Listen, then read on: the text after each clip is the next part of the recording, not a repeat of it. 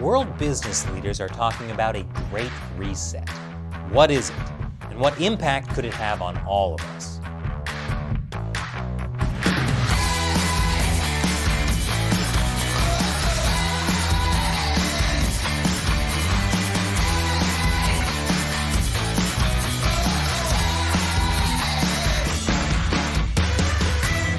Welcome to America Uncovered. I'm Chris Chappell.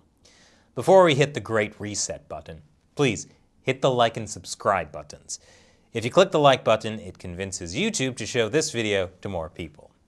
So, if you've been paying attention to those really rich people at the World Economic Forum talking about how great they are, or if you've been going down the 4chan rabbit hole, you may have heard of this concept, the Great Reset.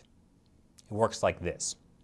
The world economy has been broken because of the coronavirus. And to fix it, we have to turn the economy off and then back on again. Okay, it's not actually like pressing a big reset button, like some stock images would have you believe. It's more like this. And moving forward, you should expect the government to take a more active role in the economy and in societal issues. The idea of a Great Reset has been around for years, but it really started to gain traction back in June 2020, when the World Economic Forum officially announced their Great Reset initiative. They write, there is an urgent need for global stakeholders to cooperate in simultaneously managing the direct consequences of the COVID-19 crisis. Even if you haven't heard of the World Economic Forum, you've probably heard of Davos, which is their annual meeting in Davos, Switzerland. It's where more than 3,000 business leaders, politicians, prominent activists, and others meet to talk about how they're making the world a better place, in their opinion. It's basically Burning Man for the global elite. Davos partners include some of the biggest companies in the world, like Alibaba, Google, Goldman Sachs, Huawei, BlackRock, JP Morgan Chase, McKinsey, Citi, Coca-Cola, Microsoft, Facebook. You get the picture. The last Davos summit happened in January this year, just as the coronavirus was spreading around the world. And there's no doubt that the coronavirus has caused a crisis. More than one, actually. Thanks to the Chinese government's initial 6-week cover-up, the coronavirus spread around the world, infecting people in every country. More than 1 million people have died worldwide. The other crisis is the economic devastation. As governments around the world followed the Chinese Communist Party's lockdown model, small businesses were forced to close, and job loss has skyrocketed. So with these twin crises caused by the Chinese and other governments' response to the coronavirus, what can be done? Well, the World Economic Forum has a solution.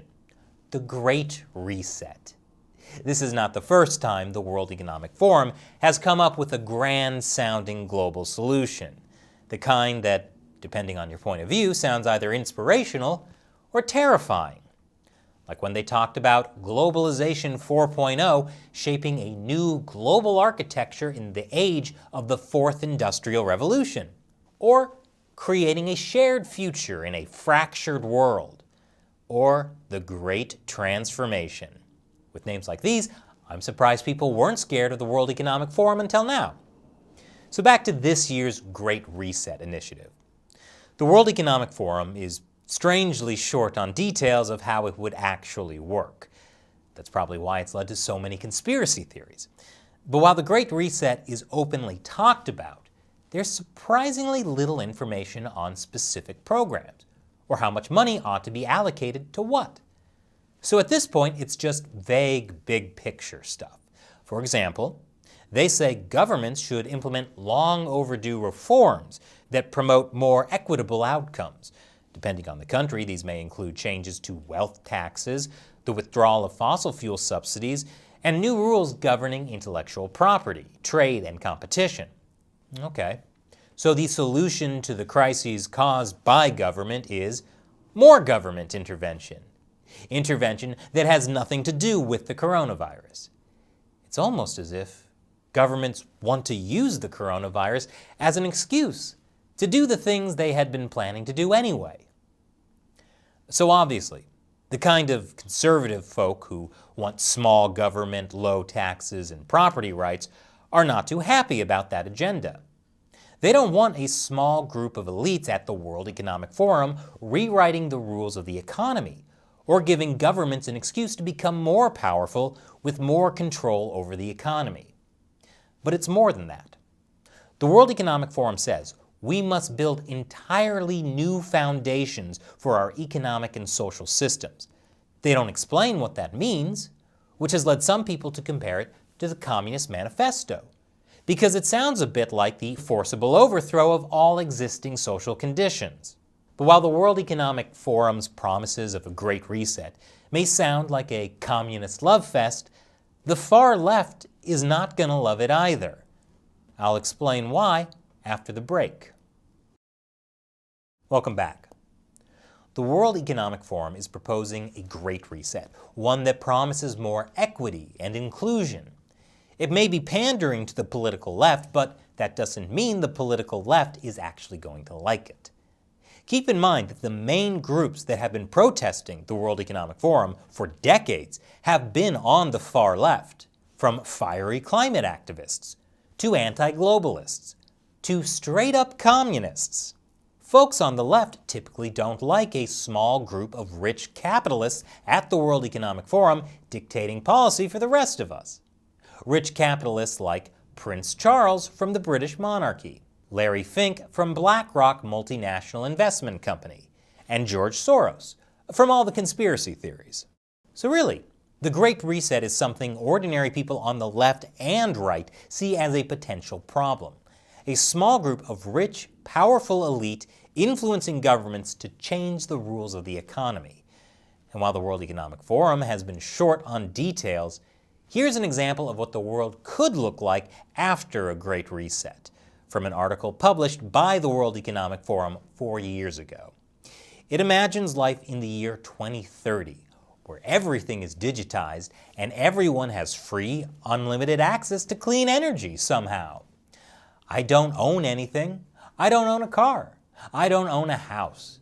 I don't own any appliances or any clothes. That sounds like abject poverty, but it's totally not. The article is suggesting that you don't need to own anything because you can just get everything for free as a service. We have access to transportation, accommodation, food, and all the things we need in our daily lives. One by one, all these things became free, so it ended up not making sense for us to own much. If that sounds like a beautiful utopia to you, think about it in a historical context. Remember all the governments that promised free stuff?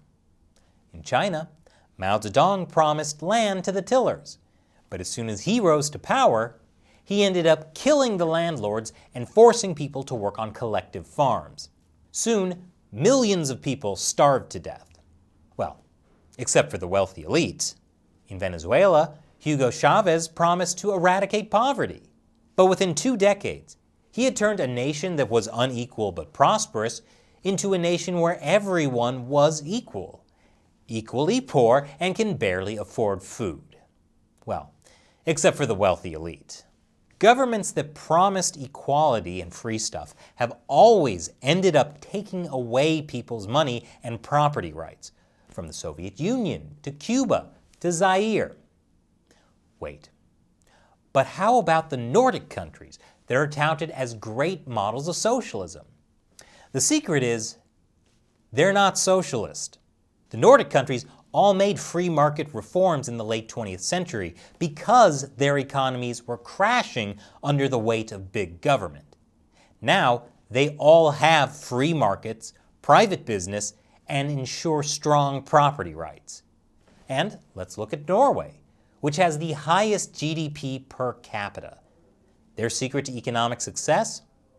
It starts with massive oil extraction, and then they invest oil money in stock markets in other countries. So basically, Norway pays for its big social programs through oil and capitalism, not through green energy and equity. So, back at the World Economic Forum, when they talk about so-called equity, and when they talk about a green recovery, keep in mind This is being said by a small group of elite billionaires who are flying to their meeting in Davos on thousands of private jets. When they talk about a Great Reset, do you think they really want equality for everyone? Seriously, who on earth would put their hopes for a greener and more equitable world in the hands of governments and the wealthy elite? Do you think that will benefit everyone? Or do you think it'll benefit the governments and the wealthy elite? Sure, they still haven't given us any details on what the Great Reset actually is. But I know one thing. If it happens, the rest of us are not going to like it. But the real question is, will it actually happen? Are governments and multinational corporations actually pushing for a Great Reset? Or is it just inspirational/terrifying marketing speak for people who go to the World Economic Forum to feel good about themselves? After all, the World Economic Forum has been using similar language to the Great Reset for years. Like here, where they talk about how the underlying systems are broken and a major rethink needs to take place to move in the right direction to realize a global vision for a more sustainable and inclusive growth model for the world and future generations. That's from their Great Transformation theme back in 2012. And it reminds me of the time I forgot to finish an English paper in college and ended up staying up all night to turn my 2-page essay into a 10-page essay, with the help of lots and lots of Red Bull. My point is that the World Economic Forum's rhetoric sounds great, but it says nothing. And that's probably the best case scenario. What do you think of the World Economic Forum and the Great Reset? Let me know in the comments below. I'm Chris Chappell. Thanks for watching America Uncovered, and remember to like and subscribe to this channel.